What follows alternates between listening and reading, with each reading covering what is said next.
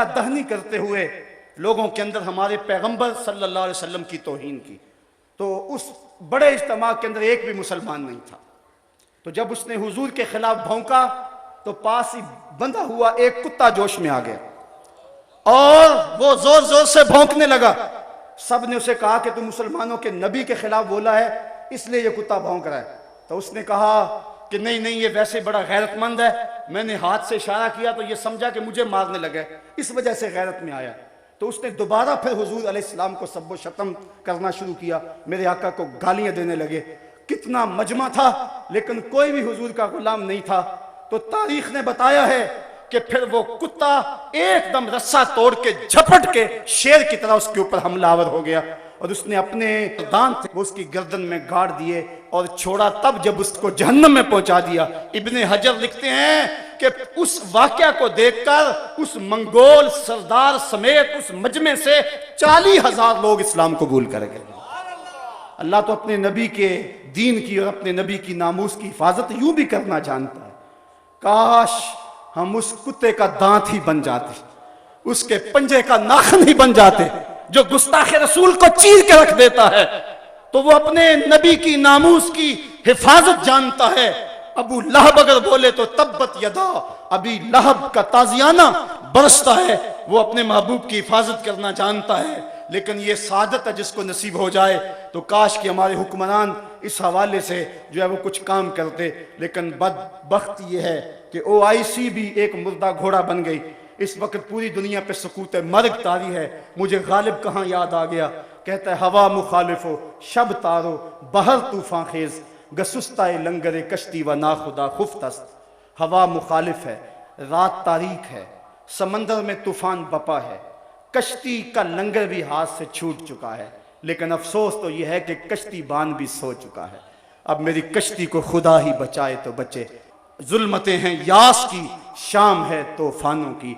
हुक्मरानों को अपनी हुकूमतें बचाने का चक्कर और गर्ज है, उन्हें नहीं पता कि क्या हो रहा है। और इस वक्त उम्मत मुस्लिमा किस हालत के अंदर जुल्म जबर की चक्की के अंदर करा रही है।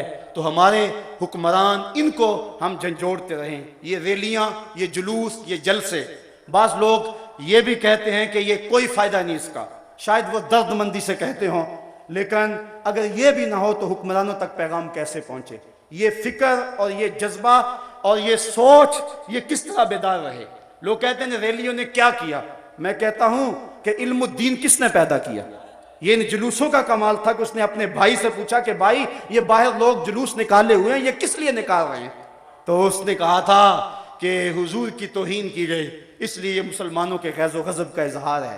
तो उसने कहा कि अगर कोई जालिम को कत्ल करे जिसने आका की तौहीन ही की तो क्या मिलेगा उसको? तो उसके बड़े भाई ने मुस्करा के कहा उसे तख्ता दार मिलेगा। तो फिर उसने कहा अच्छा अगर ये बात है तो फिर 100 बार से उसको कबूल करने के लिए तैयार हूं। इन जुलूसों ने, इन रैलियों ने, इन जलसों ने गाजी आमर चीमा शहीद पैदा किया, जिसने हिटलर के देश के अंदर जालिम के गिरेबान में हाथ डाला और अजीमत की वो दास्तान रकम की कि 15वीं सदी जिस पे नाज कर रही है। आज आमिर चीमा की कब्र को भी लोग सलाम कर रहे हैं। मैंने एक सैयदजादे को आमिर शहीद की पांति पे खड़े होकर रोते हुए देखा और वो ये कहता था रब्बा मैं ये नहीं कहता कि मैनू आमिर चीमा बना दे, मैं तो ये कहना है कदमां दी खाक ही बना दे।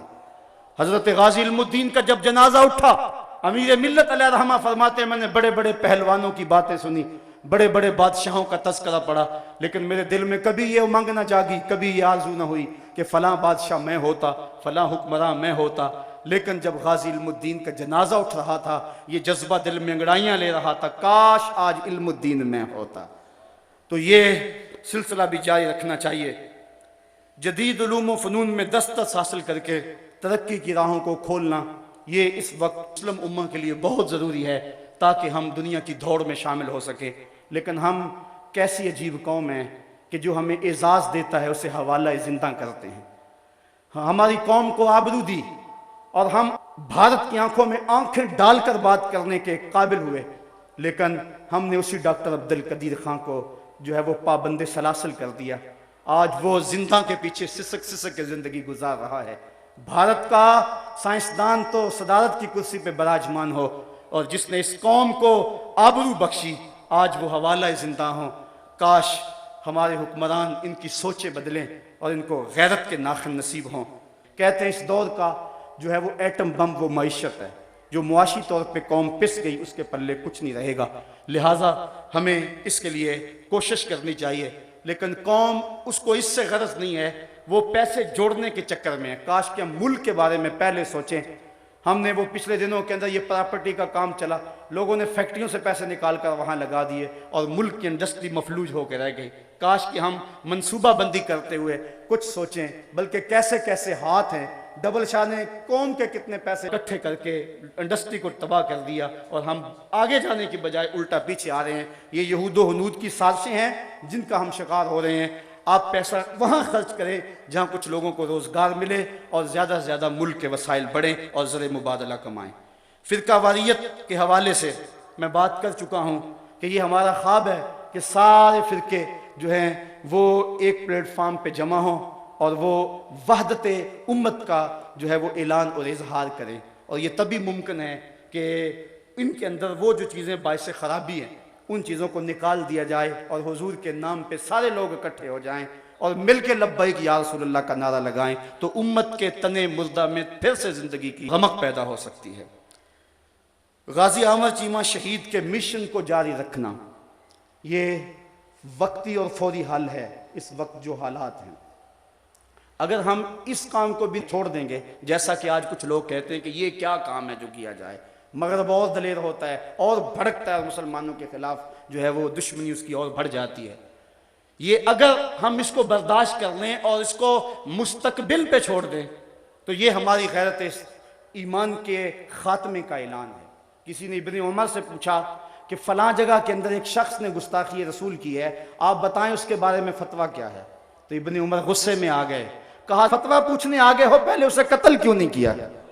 और ये बात हमारा मौक़िफ़ दो टोक और वाज़े है कि गुस्ताख रसूल वाजिबुल कत्ल है और उसको बतौर हद कत्ल किया जाएगा, बतौर ताज़ीर कत्ल नहीं किया जाएगा।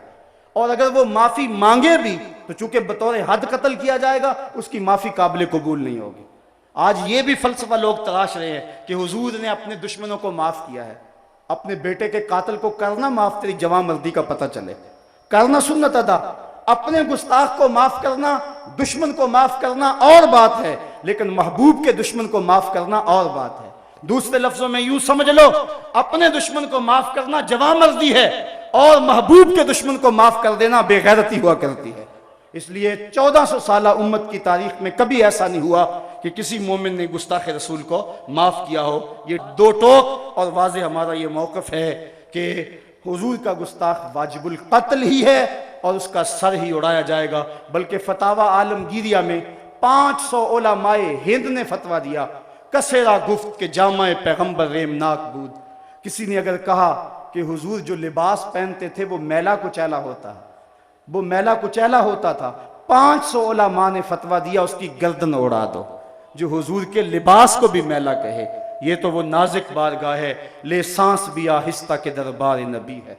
यहाँ तो सांसों का शोर भी बेअदबी कहलाता है। यहाँ तो जुनैदो बायजीद आते हैं, वो भी सांसों को रोक के आते हैं।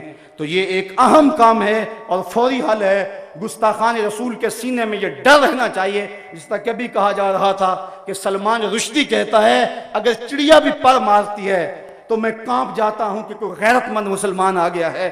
तो अगर उसका ये खौफ भी खत्म कर दिया जाए फिर तो गुस्ताखी रसूल का बाब ही खुल जाएगा। अब ही जो है वो 22 मालिक के 75 अखबार और 200 चैनलों ने ये खाके जुर्रतमंदी के साथ जो है वो शाया किए और ये पहली मर्तबा ऐसा हुआ है। वरना 14 सदियों की तारीख गवाह है कि कभी भी ऐसे तहरीक के तौर पे जुर्रत नहीं हुई कि यूं हुजूर की तौहीन की जाए। जोश में आ जाया करती थी गैरत, लेकिन अफसोस आज उस कश्ती को है खौफे तलातम सदहैफ मुंह मोड़ दिए थे जिसने बढ़ते हुए तूफानों के। आज पूरी दुनिया पे कट रहे हैं हम, लुट रहे हैं हम, खानमा बर्बाद हैं, हमारा काफिला आज बेयूसुफ है। साहिबो जिंदगी कट रही है, आओ मैं और आप अपने आका से अहद करें। मेरे दामन में सिसकियों के सवा कुछ नहीं है, मैं तो रोता हूँ। आज तो लोग मेरे रोने का मजाक भी उड़ाते हैं, लेकिन क्या करूं जब मेरा सीना जख्मी हो, जब मेरा दिल फट रहा हो, जब उम्मत मुस्लिमा जख्मों में मुब्तला हो, जब काबल से कंधार तक, जब किला जंगी से दश्त लैला तक,